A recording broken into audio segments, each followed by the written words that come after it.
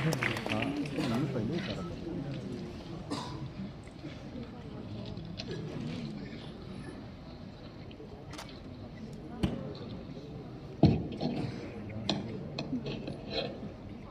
दिव्यांग दिवस के अवसर पर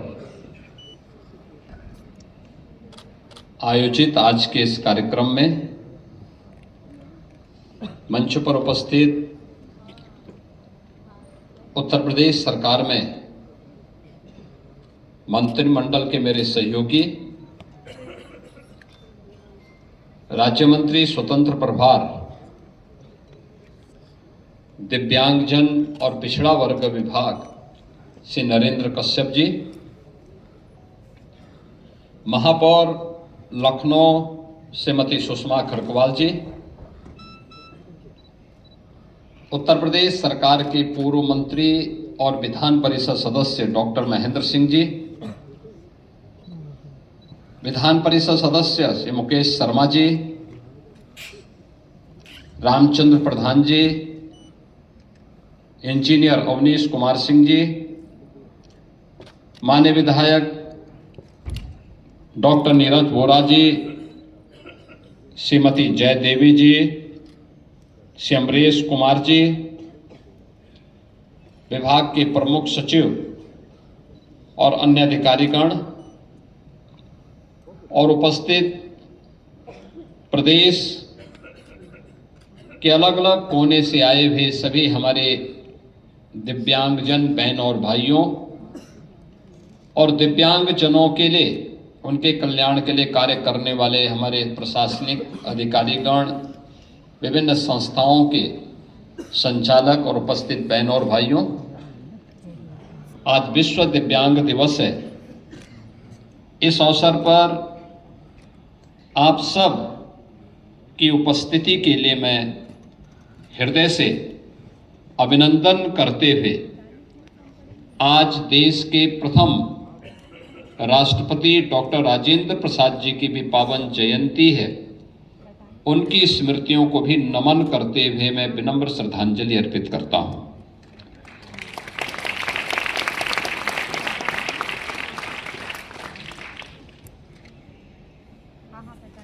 भारत के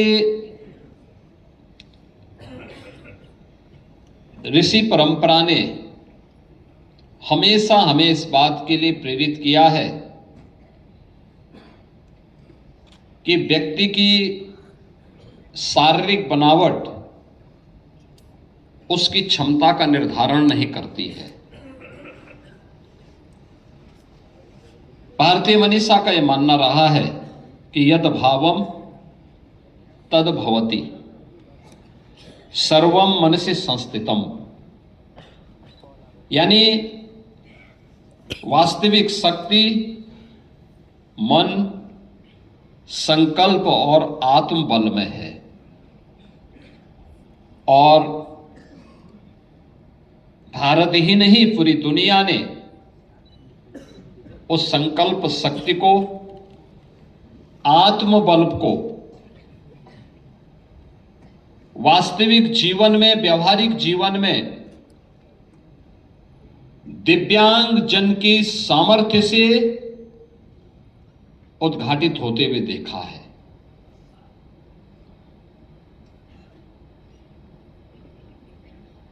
हमारे यहां एक गीता है, अष्टावक्र गीता है। ऋषि अष्टावक्र के द्वारा उसे रचा गया।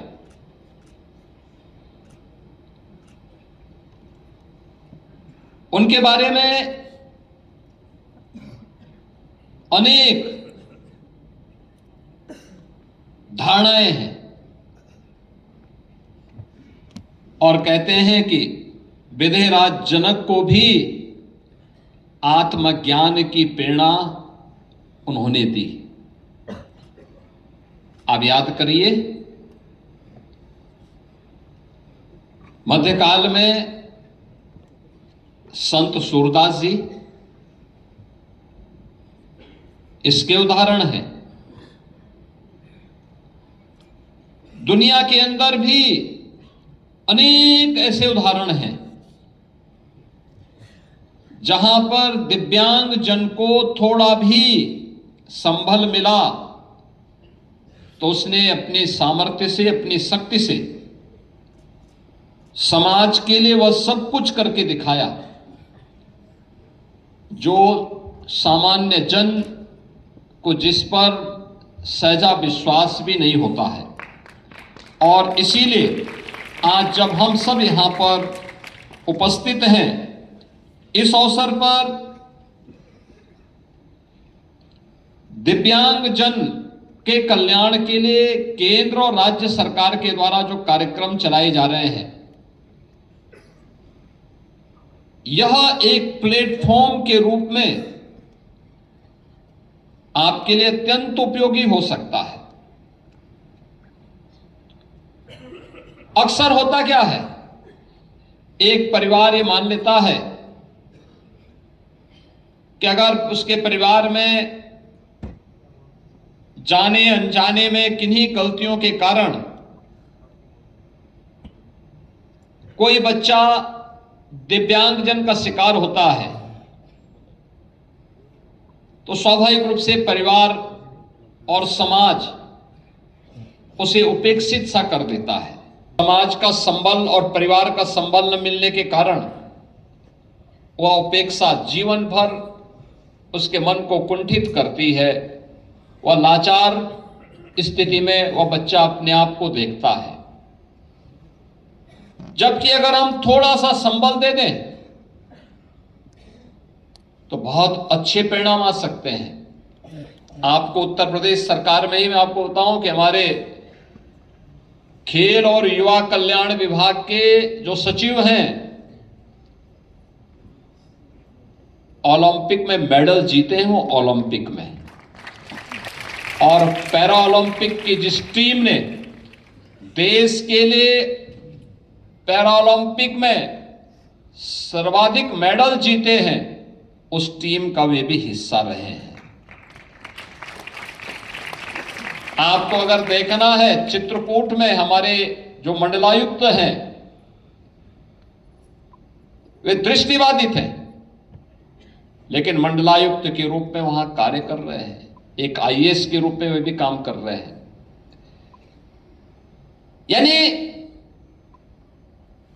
हमारी संकल्प शक्ति और हमारा आत्मबल हमारे द्वारा हमारी सामर्थ्य का उदाहरण प्रस्तुत करते हैं। और इसलिए भारत की मनीषा ने, भारत की ऋषि परंपरा ने कभी भी शारीरिक बनावट को व्यक्ति की सामर्थ्य को आंकने का माध्यम नहीं बनाया। हर व्यक्ति ईश्वरीय कृति है और मनुष्य उस ईश्वर की सर्वश्रेष्ठ कृतियों में से एक है। अगर हम भी हरेक मनुष्य के अंदर, हरेक जीव के अंदर ईश्वर का वास मान करके उसके प्रति सद्भाव और सहानुभूति रखते हुए अपने स्तर पे थोड़ा भी उसके प्रति संबल दें, तो मेरा मानना है कि समाज के सहयोग से एक बड़ी संख्या में जो लोग अपने आप को उपेक्षित पाते हैं, उस उपेक्षित होने के भाव से हम उसे दूर करते हुए उसे भी समाज और राष्ट्र की मुख्य धारा से जोड़ करके उस दिव्यांग जन की सामर्थ्य से, उसकी प्रतिभा से समाज को लाभान्वित कर सकते हैं। जैसे अतीत में हुआ है और आज भी जिन्हें थोड़ा सा भी संबल मिला, उन्होंने अपनी सामर्थ्य से, अपनी प्रतिभा से समाज को आलोकित करने का काम किया है। यह कार्य वे भी कर सकते हैं। बहनों और भाइयों, आपने देखा होगा कि आदरणीय प्रधानमंत्री जी ने पहले दिव्यांग जन के बारे में लोगों की जो दृष्टि थी उसको बदला है। पहले विकलांग कह करके या कुछ अन्य भाषा का उपयोग करके लोग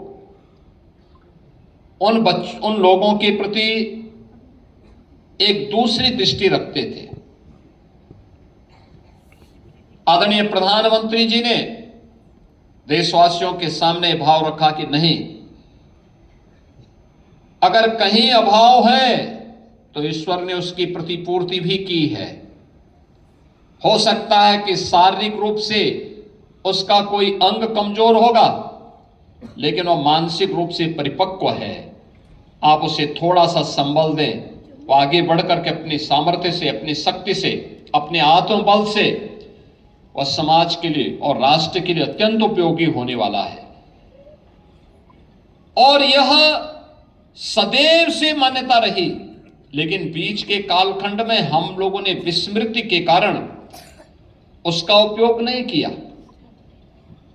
परिणाम रहा कि एक लंबे समय तक दिव्यांगजन शासन की सुविधाओं से वंचित रहे।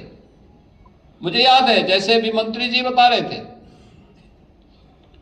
2017 के पहले उत्तर प्रदेश के अंदर 8 लाख के आसपास दिव्यांगजनों को मात्र पेंशन मिलती थी, और वह भी 300 रुपये महीना, और उसमें भी बहुत सारी जगह बाबू लोग कट भी मांगते थे।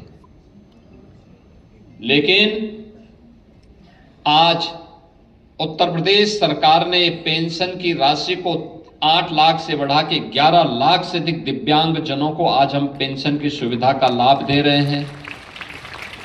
राशि 300 से बढ़ा करके 1000 रुपया भी कर दिया गया है, और राशि सीधे उसके खाते में जा रही है। दिव्यांगजन के अकाउंट में पैसा जाता है, कोई कट नहीं, इसमें किसी प्रकार की कोई घूसखोरी भी नहीं है। टेक्नोलॉजी का उपयोग करके इसका बेहतर उपयोग किया जा सकता है। दिव्यांगजनों के लिए अच्छे संस्थान खड़े हो, इसके लिए अलग अलग स्थानों पर उस प्रकार के केंद्र स्थापित किए गए। दिव्यांगजनों के लिए सहायक उपकरण वितरण की कार्रवाई को आगे बढ़ाया जा सके। अब याद करिए, wheelchair, tricycle, blind stick, hear aid, ये सब मिलना पहले बहुत कठिन होता था। 2014 के बाद एलएम को, कानपुर को प्रेरित करके डीडीआरसी को और तेजी के साथ प्रभावी ढंग से आगे बढ़ाने का काम किया गया। बीच के कालखंड में उत्तर प्रदेश के अंदर जितने भी डीडीआरसी थे, ये सब बंदी के कगार की ओर जा रहे थे।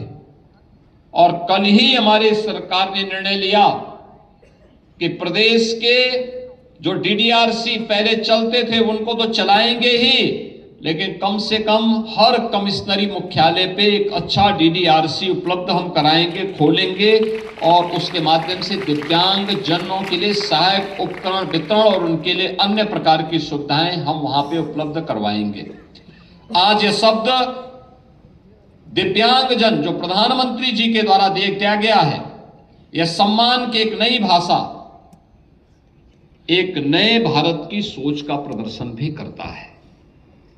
दिव्यांगजनों को स्वावलंबन के पथ पर अग्रसर करने की दिशा में उठाया गया एक कदम नए भारत के सामर्थ्य को प्रदर्शित करता है। नया भारत हर व्यक्ति के साथ, हर व्यक्ति के स्वावलंबन के साथ, उनके सम्मान के साथ सरकार खड़ी है। इस बात को लेकर के आज हम लोगों ने इस दिशा में एक नया प्रयास प्रारंभ किया है। आज आपने देखा होगा कि सरकारी भवन, परिवहन और सार्वजनिक स्थलों को बैरियर फ्री बनाया जा रहा है। हमने हर एक स्तर पर इस कार्य को आगे बढ़ाया कि शिक्षा व्यवस्था को सुलभ विद्यालयों में बदलने का अभियान चल रहा है। ब्रेल लिपि, साइलेंस लैंग्वेज, रैंप, छात्रवृत्ति, सहायक उपकरण, निःशुल्क परीक्षण और उनके कौशल विकास के साथ साथ रोजगार और उद्यमिता और सरकारी नौकरियों में भी उन्हें अवसर उपलब्ध हो सके, इसके लिए राज्याधीन सेवाओं में दिव्यांगजन को 4% का आरक्षण की व्यवस्था की गई है और राज्य के अधीन शिक्षण संस्थानों में दिव्यांगजनों के लिए 5% आरक्षण की व्यवस्था प्रदेश में लागू की गई है। भारत सरकार के जो विशिष्ट दिव्यांगता पहचान पत्र है, इसके पंजीकरण की कार्रवाई को आगे बढ़ाया है और इसमें 16,23,000 से अधिक कार्ड अब तक निर्गत हुए हैं, जिनमें 19,74,000 को अब तक रजिस्टर्ड भी किया गया है। दिव्यांगजनों के साथ साथ कुष्ठावस्था पेंशन की राशि को भी 2,500 से बढ़ा के 3,000 रुपया किया गया है और कृत्रिम अंग और सहायक उपकरण के लिए अनुदान राशि 10,000 से बढ़ा के 15,000, स्मार्टफोन, टैबलेट, डीजे प्लेयर जैसे आधुनिक सहायक सामग्री के लिए भी हम लोगों ने धनराशि उपलब्ध करवाया है। और मुझे बताते हुए प्रसन्नता है कि अब तक हम लोग 3,84,000 से अधिक कृत्रिम अंग उपकरण का कार्य वितरण का काम दिव्यांगजनों को प्रदेश के अंदर कर चुके हैं।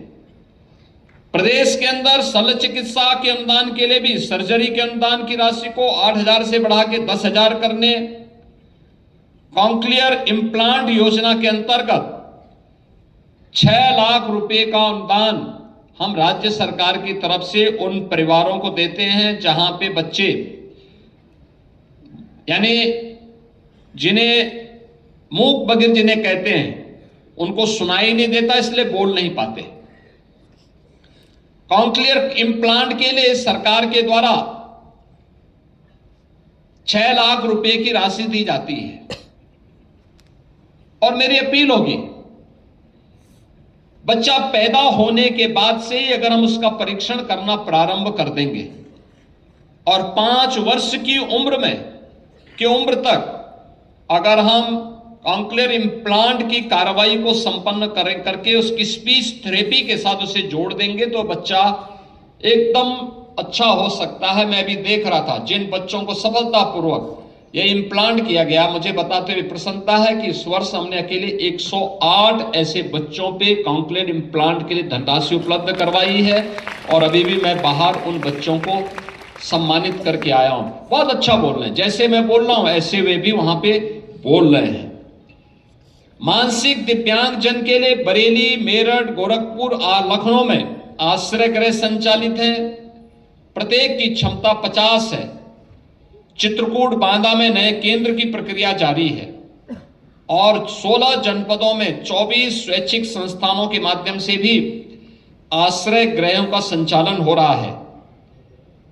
आज के इस अवसर पर विवाह प्रोत्साहन और स्वरोजगार के लिए भी 6,100 से अधिक दिव्यांग जनों को दंपति विवाह प्रोत्साहन पुरस्कार उन्हें दिया जा चुका है और 8,835 दिव्यांग जनों को स्वरोजगार हेतु धनराशि का वितरण भी अब तक प्रदेश में किया गया है। प्रदेश में 3 से 7 वर्ष के बच्चों के लिए 18 मंडलीय जनपदों में बचपन डे केयर सेंटर प्रारंभ किए गए हैं और मैं विभाग से कहूंगा कि जो बड़ी कमिश्नरी हैं उनमें एक आध सेंटर और भी अगल बगल के जनपदों में बढ़ाए जाने की आवश्यकता है।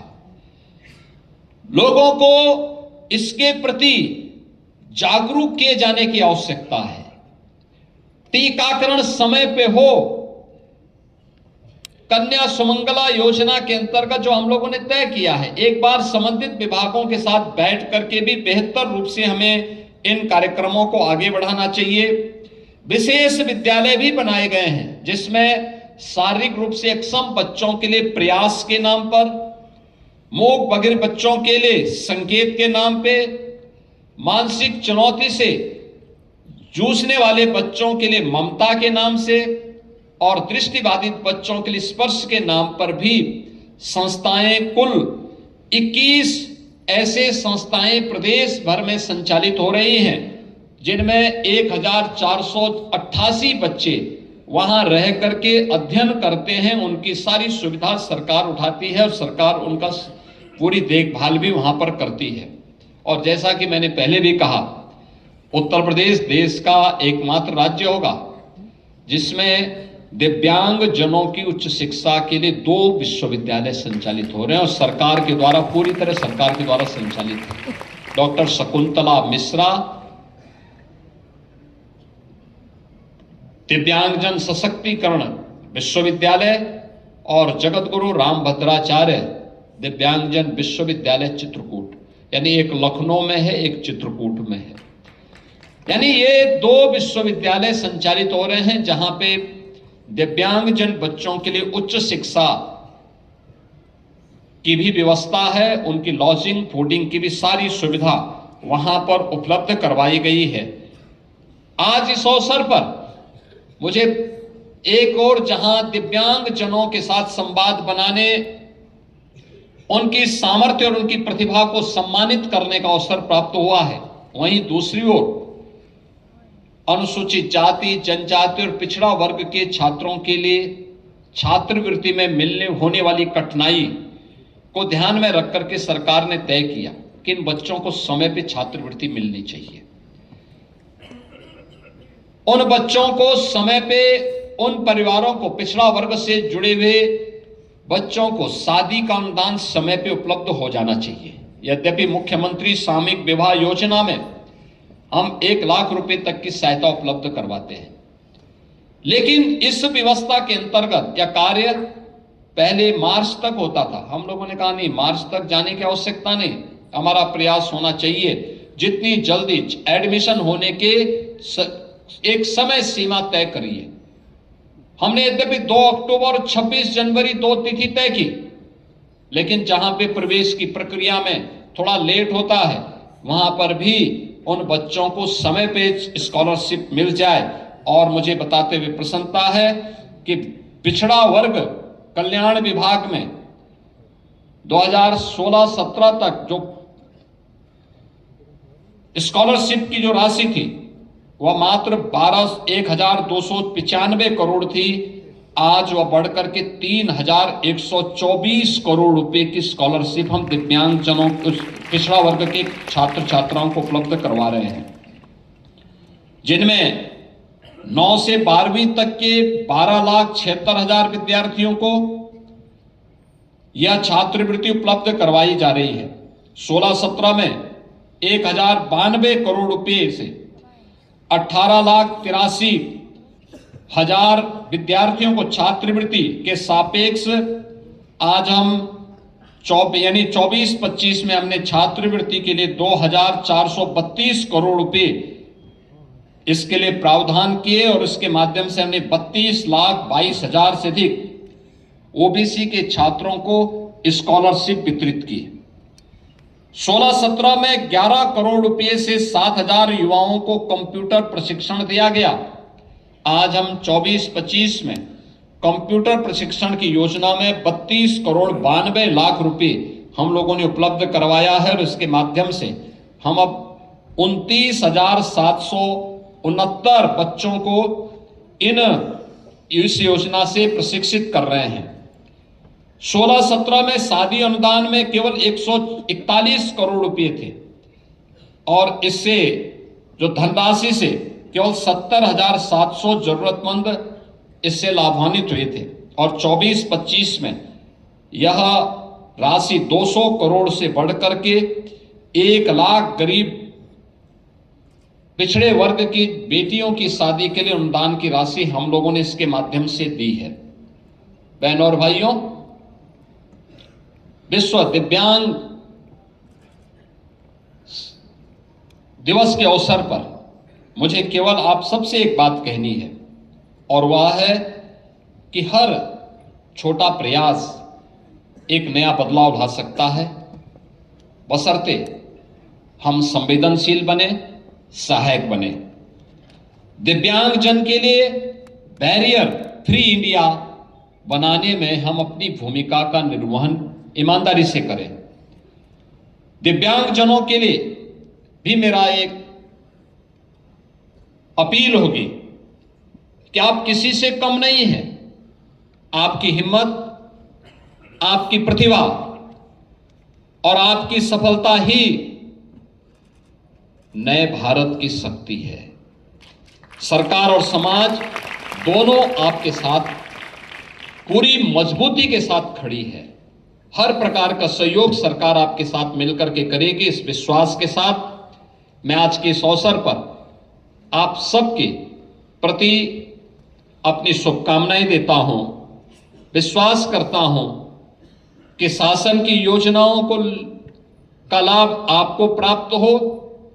विभाग के माध्यम से जो प्रयास आगे बढ़े हैं, इसको और तीव्र गति से हम आगे बढ़ाने में पूरी ताकत लगा दें और जहां भी जो भी सुविधाओं की आवश्यकता होगी, आज आदरणीय प्रधानमंत्री जी की अनुकंपा से हमारे पास धनराशि की कमी नहीं। सरकार हर स्तर पर आपके साथ, आपके संबल के लिए खड़ी है। इस विश्वास के साथ आप सबके प्रति मैं अपनी शुभकामनाएं देता हूं। भारत के प्रथम राष्ट्रपति, भारत के संविधान सभा के अध्यक्ष डॉक्टर राजेंद्र प्रसाद जी को उनकी पावन जयंती के अवसर पर उनकी स्मृतियों को नमन करते हुए विनम्र श्रद्धांजलि भी अर्पित करता हूं। धन्यवाद। जय हिंद।